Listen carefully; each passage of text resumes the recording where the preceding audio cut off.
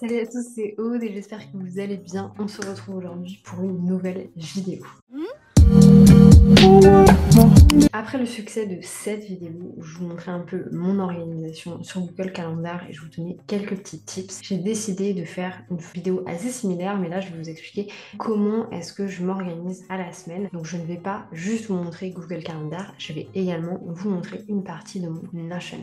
Si vous n'avez pas déjà regardé cette vidéo où je vous explique un petit peu plus par rapport à mon Notion, en fait je vous montre l'entièreté de mon Notion à part certaines parties, n'hésitez pas à aller la voir. Et si vous n'avez pas vu la vidéo sur Google Agenda, n'hésitez pas à la voir également. Donc ici, j'ai vraiment envie de vous expliquer comment est-ce que vous pouvez vous organiser à la semaine pour avoir des semaines qui sont autant kiffantes que productives, où vous allez vraiment achever des choses et faire ce que vous aviez envie de faire. Dans un premier temps, j'ai envie vraiment d'établir deux notions hyper importantes. La notion de macro to-do list et la notion de micro to-do list. Aujourd'hui, la to-do list est beaucoup utilisée comme un vide-cerveau.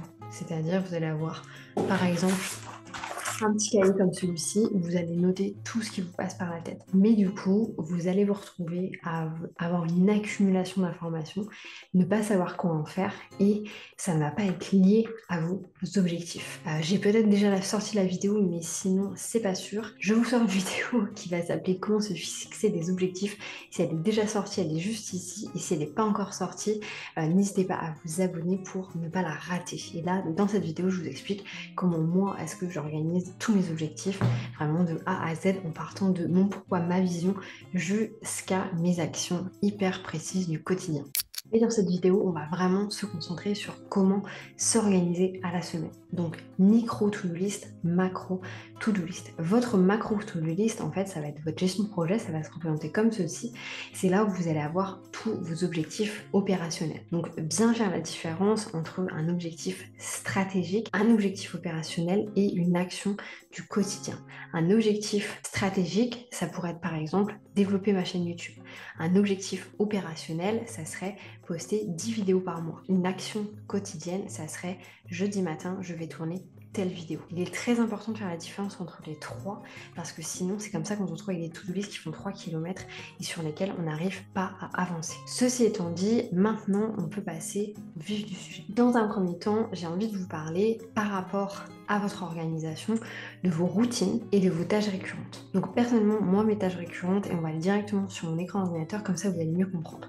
Ici, on est sur l'organisation du coup de la semaine prochaine. Je vous montrerai sans doute la semaine actuelle après, mais vous allez voir, c'est un grand bordel, donc je sais pas si ça va être très clair pour vous. Ici, on est sur la semaine prochaine. Donc toutes les tâches en orange sont les différents coachings que je vais avoir. Ça, ce sont concrètement des tâches récurrentes. C'est des tâches que j'ai toutes les semaines.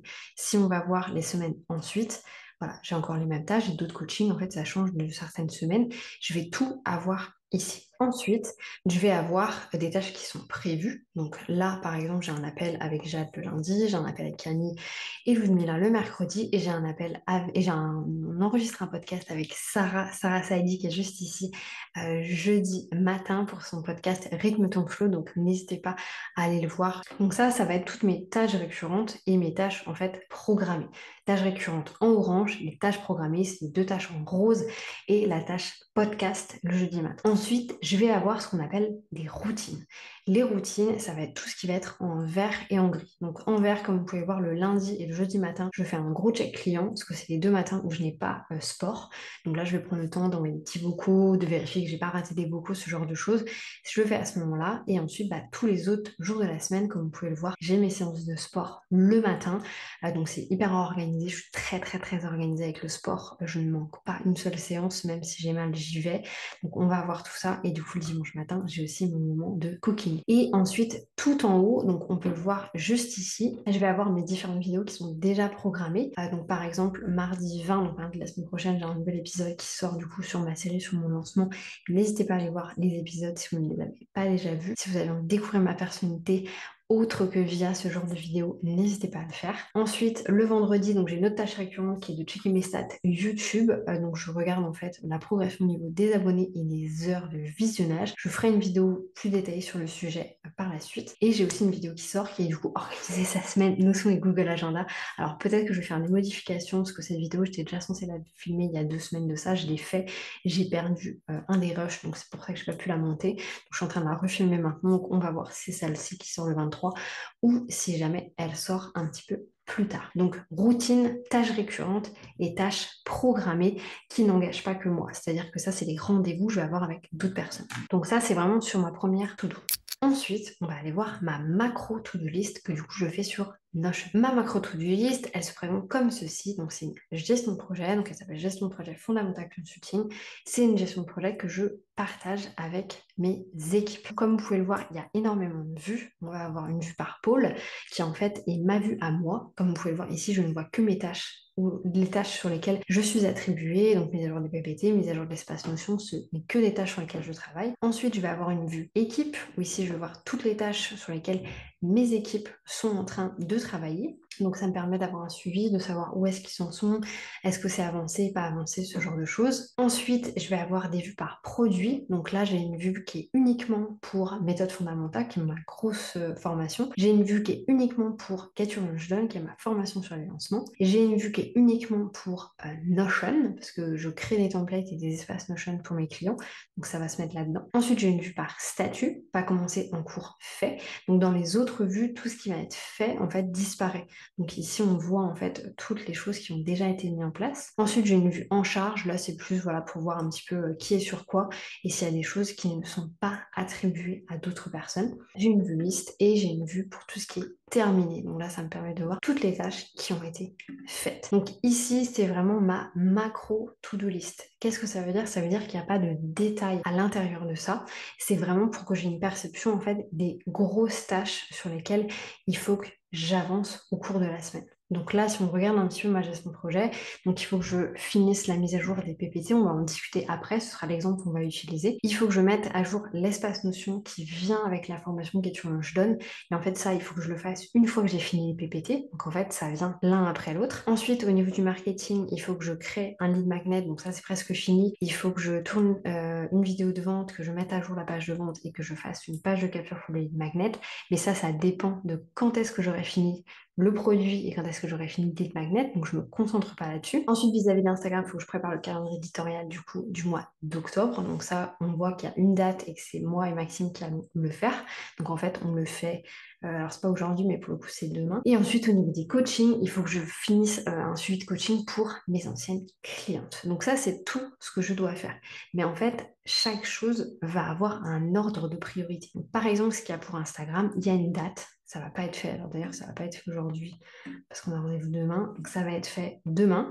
La partie coaching, je la fais petit à petit. Et tout ce qu'il y a ici, en fait, c'est vraiment en cumulé. C'est-à-dire que tant que j'ai pas fait la mise à jour des PPT, je peux pas faire l'espace Notion. Tant que j'ai pas créé le lead magnet, je peux pas faire la page de capture. Tant que j'ai pas fini la mise à jour des PPT présentation, je ne peux pas faire la vidéo de vente ou faire la mise à jour de la page de vente. Donc c'est très important pour moi de me concentrer que sur certains points. C'est pour ça que j'ai rajouté sur mon espace Notion, vous pouvez d'ailleurs aller le voir dans cette vidéo, vous verrez tout le détail, j'ai une box to myself. Box to myself, ça veut dire que tant que j'ai pas fait ça, j'ai pas le droit de faire autre chose. Je n'ai pas le droit de faire autre chose à part créer du contenu, par exemple pour YouTube. Donc ici, je sais qu'il faut que je finisse les présentations de Get Your Launch Done et du lead magnet et qu'ensuite je mette à jour une notion. Une fois que j'aurai fait ça, en fait, c'est un peu mes gros big stones et ensuite, je pourrai vraiment passer sur la suite. Je vous propose qu'on utilise un exemple qui est la mise à jour des PPT.